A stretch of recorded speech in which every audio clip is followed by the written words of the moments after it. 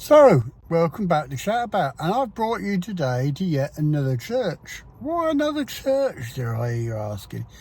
Well, there's a beautiful church in North Wales, and like St Tudno Church, it's steeped in history. It's a church that a lot of people see as they're zooming up and down the A55, but know nothing really about it. It's a very special church.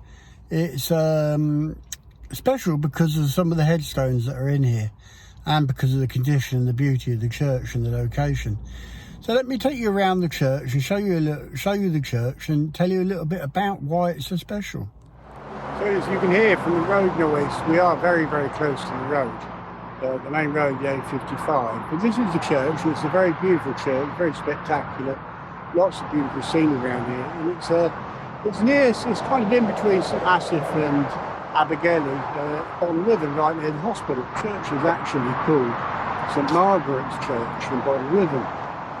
It's well-known name though around here by local people is the Marble Church, and I'll tell you a little bit about the history of it shortly.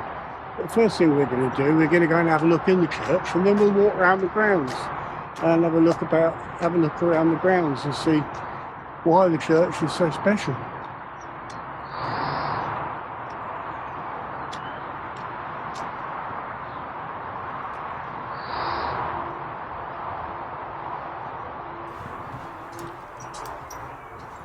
St Margaret's Church in Boddelwyddan, as you know, nicknamed the Marble Church, is a decorated Gothic-style parish church in the lower Vale of Clwyd in Denbighshire, Wales, and is visible for many miles because its spire rises 202 feet into the sky. It lies just off of the A55 trunk road. The church was erected by Lady Margaret Wilbur de Brooke, daughter of Sir John Williams of nearby Boddelwyddan Castle, in memory of her husband.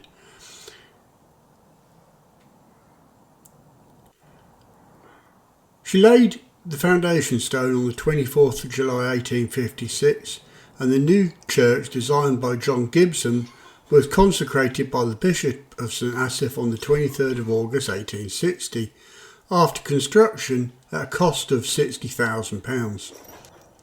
When it was first built, the church was nicknamed the Pearl of the Vale. The church itself contains 14 varieties of marble, including pillars made of Belgian red marble, a nave entrance made from Anglesey marble, and shafts of marble and bases of Purbeck marble. It also contains elaborate woodwork on the roof, and in the tower can be found windows of stained glass on the north and south sides, featuring St Margaret and St Kentigern. It is a popular tourist destination, and the church was designated with Grade 2 listed status in November of 1962. So that's the inside of the church. Let's have a walk around the grounds. During the two World Wars, Britain became an island fortress and a base for equipping and training troops and launching land, sea and air operations. In both conflicts, the skies above the islands and the surrounding seas became the scene of fierce fighting involving aircraft, submarines and warships.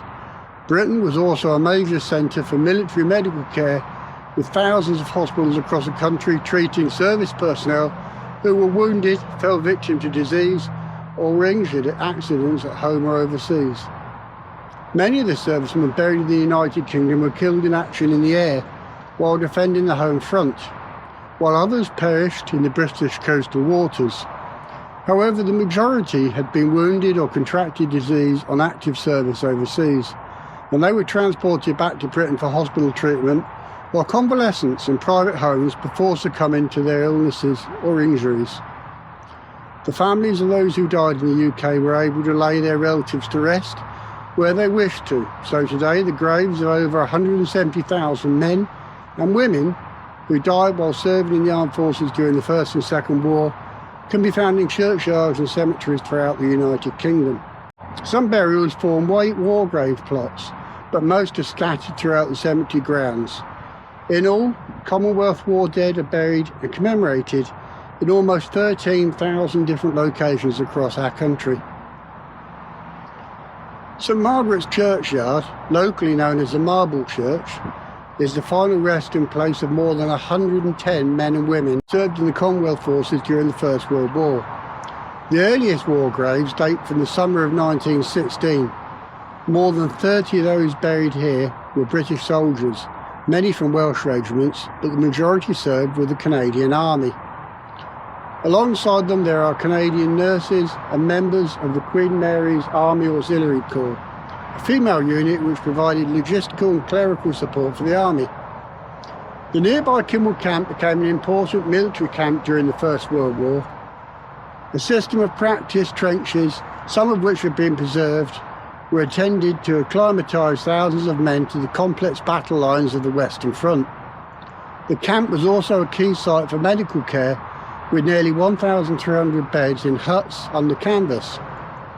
In December 1918, No. 9 Canadian General Hospital relocated to Kimmel from Shorncliffe in Kent and remained here until June 1919. In the months after the armistice of November 1918, as many as 15,000 Canadians were housed at Kimmel Park while awaiting their passage home. On average, Canadian soldiers spent about a month in Britain before repatriation. As in other camps, conditions in the winter were difficult, with overcrowding and shortages of coal and food. Although the longest serving men and those with dependents were normally returned home first. Logistical difficulties sometimes made this impossible. Discontent among waiting soldiers led to several disturbances in Canadian camps across Britain. The worst was at Kimmel Camp, where a riot involving more than 800 men took place on the 4th and 5th of March 1919, after a ship assigned to transport troops home was diverted elsewhere. 5 Canadian soldiers died in the violence and were buried here, although one was later reburied in Canada. Most of the Canadians laid to rest here in Boddelwyddan, sadly, were victims of the influenza pandemic, which reached Kimmel in late 1918. Spanish flu is estimated to have killed some 50 million people around the world between 1918 and 1920, and around 250,000 in Britain alone. Among the Canadians buried here were several with British parents or who were born in the United Kingdom. A memorial of red sandstone stands in the churchyard, erected by the Canadian soldiers in honour of their comrades who died at Kimmel.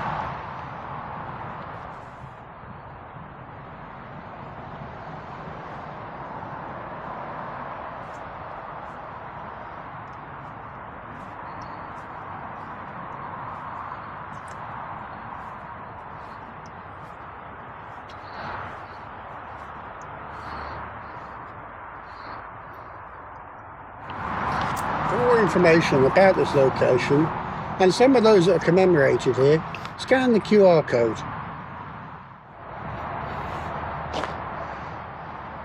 And I do like this this bench that's here. All gave some gave all, lest we forget. Well, I hope you've enjoyed our little look around St Margaret's in Boddelwyddan, otherwise known as the Marble Church.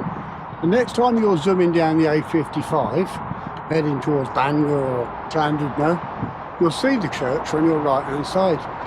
So why not consider pulling over, calling in and having a look at the church, paying your respects to the servicemen that have lost their lives and are buried here today.